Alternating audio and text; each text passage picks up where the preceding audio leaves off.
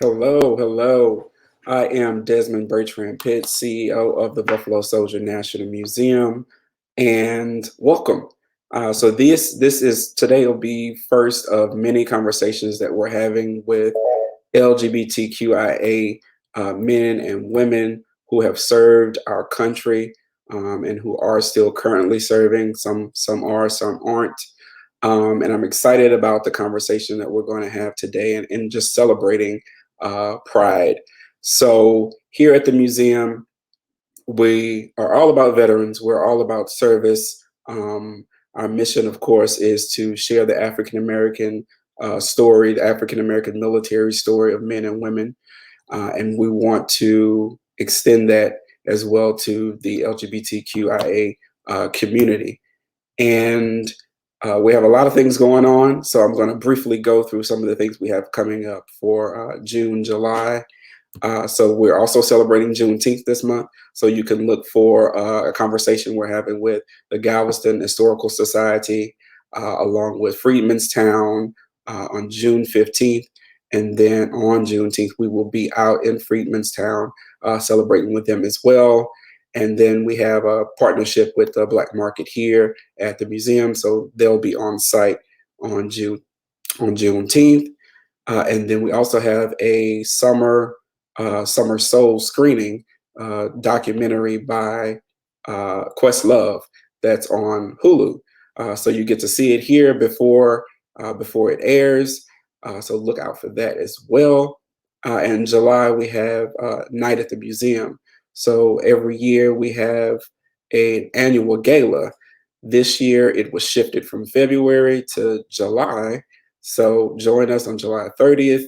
It was intended to be a virtual conversation, a virtual event, but now we've transitioned it to a hybrid event. So we have tickets on site and tickets virtually. In addition to that, we have military inspired art that is going to be around the same time. On July 31st, actually the next day, we're doing a full day of workshops and activities. So very excited about that. So we'll go ahead and get into the conversation that we're going to have today and starting with a brief history on just what Pride means.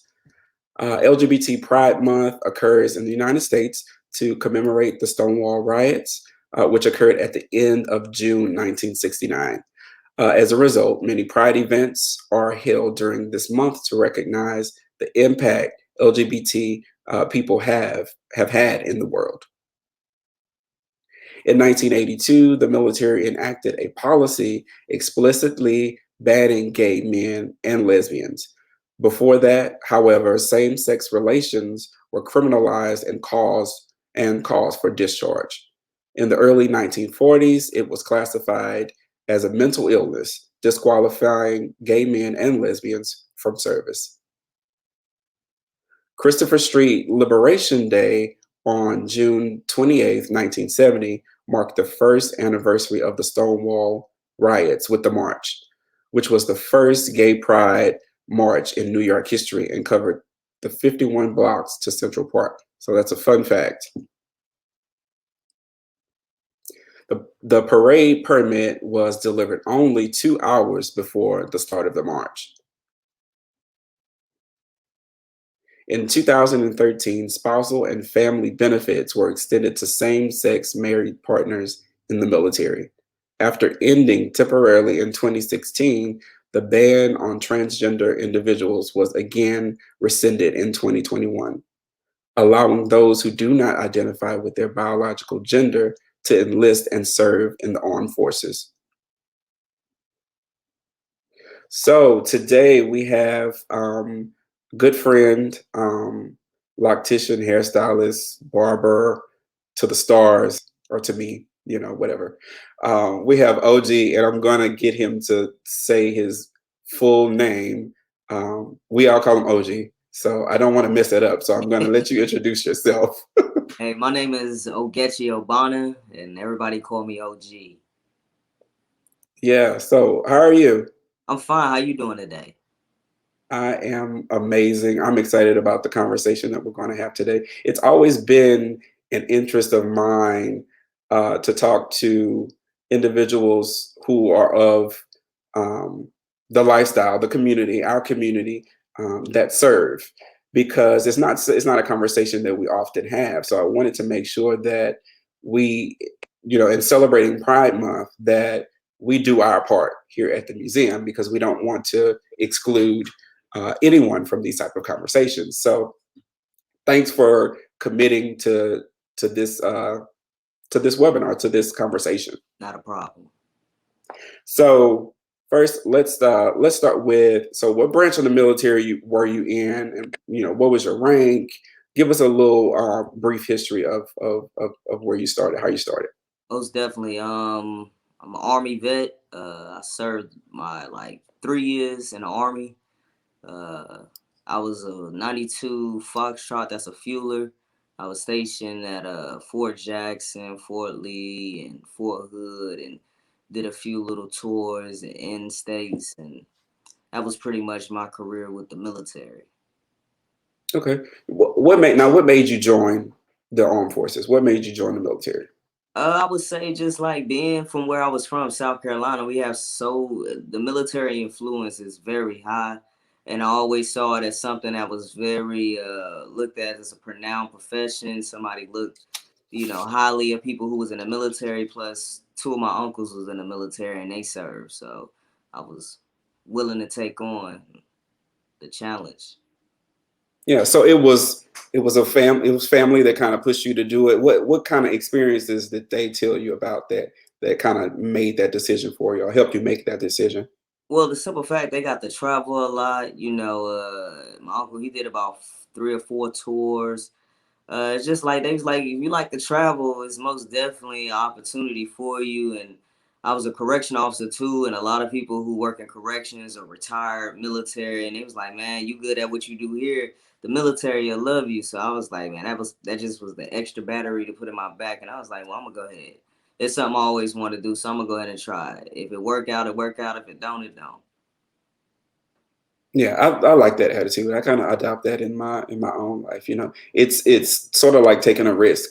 Hmm. Give it a try, give it a chance. If you fail at it, or if it doesn't work for you, then move on to the next thing.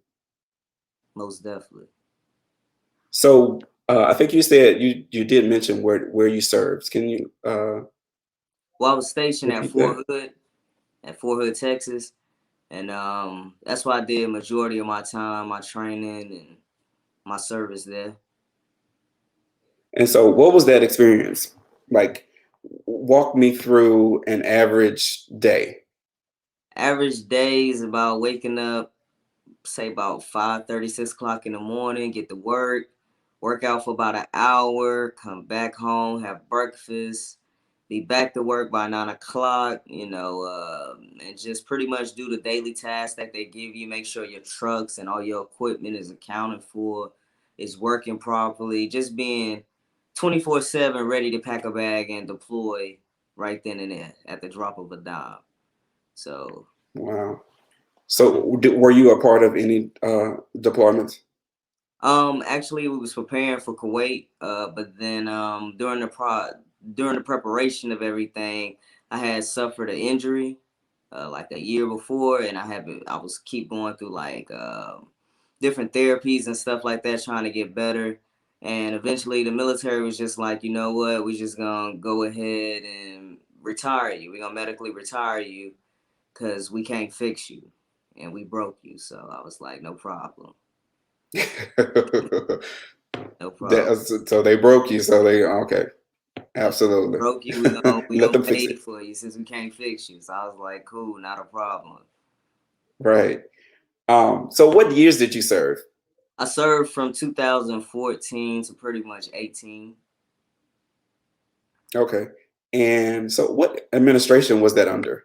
Oh man, it was 2014. started off under Obama and ended under Trump.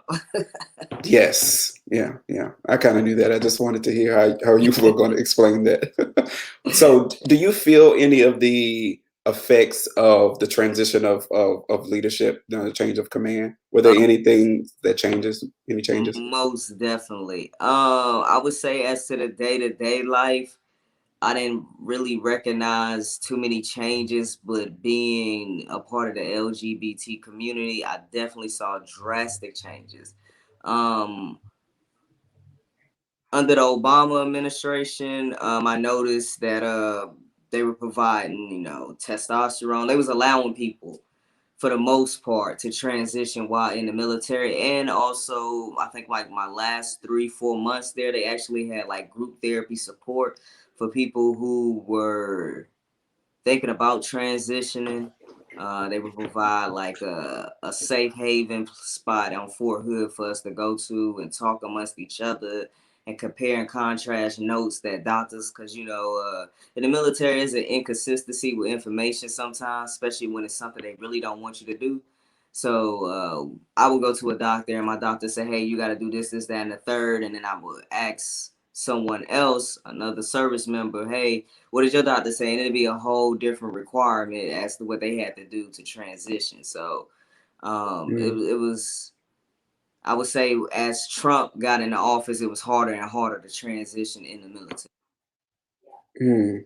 So now that we talk about that, so once you entered into the military, you how was that transition for you? So were you transitioning before or during your service? I still classify myself as a lesbian at that point in time, and because I knew that there was a very small gray area. I knew a few service members, like maybe one or two, who were transgender and was in the military, and they shared with me different situations that they went through and hurdles that they had to go through. So I knew that having that part of my life in a more, I say, closeted way would be better for me and present myself as a lesbian. Plus, at that time, they just started providing benefits for same sex. So I was like, okay, Mm, cool. We don't want to mess it up and mix stuff up because then they'd be like, well, we don't consider you same sex, but you're not straight. So you don't qualify type like stuff. Because even oh, okay. military as a lesbian, the information that I was given joining the military, because I'm married and we did have a minor at that time, and they were like, "Oh no, that minor doesn't count because it's a same-sex marriage." But as I actually got into the military, I had to go and take several back steps because I did not go through the adoption process or nothing like that, and having to prove that, okay, my wife's child is her child and that we're married and that they deserve the same benefits as a heterosexual couple as well. So Wow. So would you say that it was a struggle to really just be yourself in the service? I would say paperwork wise, yes. Okay. Amongst my peers, as long as I was a lesbian, no, it wasn't an issue. It was perfect. I was one of the boys. But the moment I hint that I might be transgender, then it's a whole different situation. So So what's that situation? What changed from being a lesbian and transgender? well, before I even disclosed to my unit that I was transgender, the whole transgender thing, I don't even know. I forgot something had happened. It was like my first month with my unit. Something in the media happened, and someone was like, we was actually uh, deployed in Mississippi, and someone was like, "Did you hear what happened? They letting transgenders in the military now." Da da da da. And everybody's like, "Oh my god, now we gonna have sexual harassment issues because the men gonna be in the bathroom with the women, which is like not classifying them with the right pronouns at all." And the women gonna be in there with us, and then they gonna feel some type of way, and now everything Yeah. gotta change. So at that moment, I was like, oh man, I can't let nobody in my unit know I'm transgender because I'm gonna be categorized with the confused group. So I was like, I'm gonna just keep it to myself. But once I found out that I was getting out of the military, my whole aspect of letting my unit know was different. And then the military was actually paying for top surgeries, reconstruction surgeries, and it was actually allowing you to get on hormone therapy, but the excuse why they wouldn't allow me on hormone therapy is because my unit, we were deploying to Kuwait, and to be in a war zone, you can't be on any form of medication that needed a syringe. because you could be anywhere in the middle of war and can't have a needle with you to administer Uh, medication. So that means you're non-deployable, which means the military no longer needs you. wow. So was there support once you found that out in terms of your unit? Like when No, you were getting out, you knew you were getting out. no support. In fact, they were like, "Oh, well, we got to talk to your command." This is what my doctor told me. I got to talk to your boss pretty much and get permission from your boss to medically start transitioning you, even though I know you about to get out of the military. And I was Right. like, you know what? Forget about it. I'll just go through the VA. I'll just go through the VA. Yeah. So So I'm thinking about the don't ask, don't tell policy. So there was just an undertone, of course, of homophobia, transphobia. yeah, Um, do you believe even prior to your service and then after you've served, do you think there's been a change or a shift in just the being accepting of the community? most definitely. The Houston VA provides group therapy for LGBT service members of whoever served, and being in that group has shown me that my situation wasn't that bad. Some people, got kicked out of the military. They lost their whole livelihood because of who they loved and who they were. You know, is you hear the horror stories and you're like, wow, well, at least I didn't have it that bad. I've heard stories of how they had to go to different clubs and have secret codes and stuff just to not be assaulted. So I, Yeah. I got a better end of the stick than some other people. Okay. Okay. Um,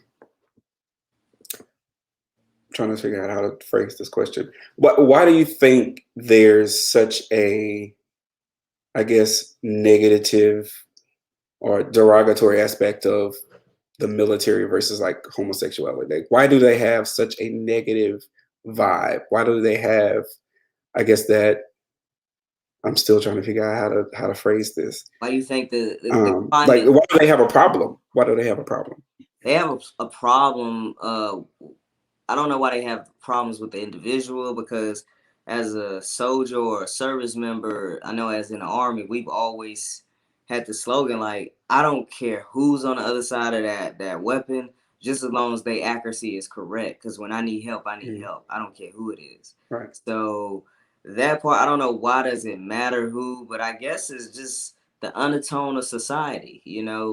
The military, they say, is 1% of society, and that holds a very heavy weight if we could say that the military is as homophobic or transphobic as it is right now, and we're only 1% of society.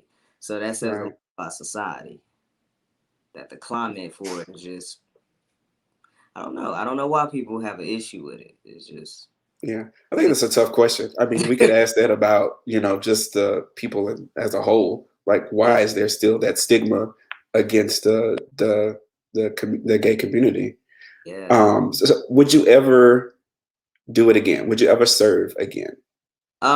Just for the simple fact that if I had a choice of maybe a draft situation, if I had to send somebody who had zero experience and who wasn't even willing to serve their country before having to, I would definitely step up to the plate. I'm once a soldier, always a soldier. It Hmm. never stops. Yeah, I will get yeah. a sacrifice on any day. So now that we talk about what does it mean for you to serve the country, or what did it mean for you to serve? What kind of sense of pride that you did you get from that experience? For the I do it for the people that can't do it for themselves. LGBT people who can't take on those pressures that the military had because of my lifestyle. Because it was several situations that occurred while I was in there that was negative situations that my heterosexual counterparts did not encounter. And I just feel like, just because you hate me or just because you don't like me, I'm gonna prove to you that I can serve just as well as you, if not better. Like, it's a challenge. I love the challenge. It gives me that pride to let another Yeah. transgender young man or woman know that even though they don't want you to be in there, or even though they may talk bad about you or discriminate against you or whatever, never let someone take your dreams away from you. Just being who you are, being in the community, what I'm saying, is just a challenge on its own. So we are people of endurance, most definitely. Yeah, I can definitely agree with that. So what would you say could be the next steps, or what would be the, I guess, one or two things that the military can do to be more inclusive of the LGBT community, or to make it more attractive for our community to want to serve? Support, like just as well as they're doing like for like a Me Too movement and stuff like that. I feel like that is definitely needed. I feel like even more homosexual men are harassed in the military more than as to a lesbian would be. I feel like they need to address that. Just because of your rank does not mean anything. At the end of the day, Mhm. you have to treat people like humans, regardless of what they categorize themselves or what entity of their life they have that's different than yours. You have to treat people like humans and give them their human Right. right. I Yeah. think they should And I think actually that's a simple ask. they have like they have for sexual harassment and so I think they should have that for other things too, more than just the EO representative. Maybe have a LGBT liaison at each post. I think that would be perfect. Yeah. Yeah. And I think that's a small ask.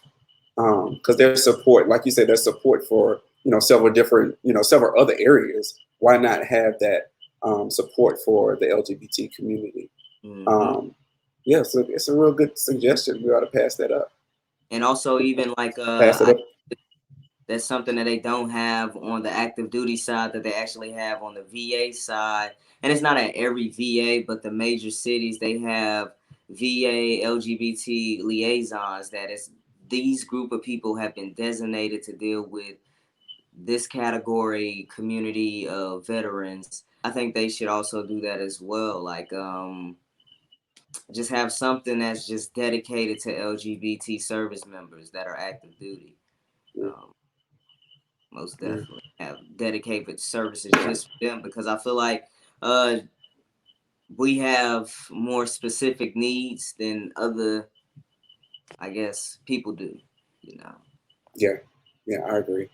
So, what would, in kind of wrapping up, what would be um, just a statement of advice or some type of empowerment or encouragement for young man, woman thinking about joining the military, who just so happens to be lesbian, gay, bi, transgender, um, one of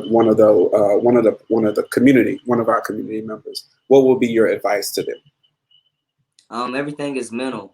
Everything is mental. Uh, if you're mentally tough, it reciprocate for you to be physically tough.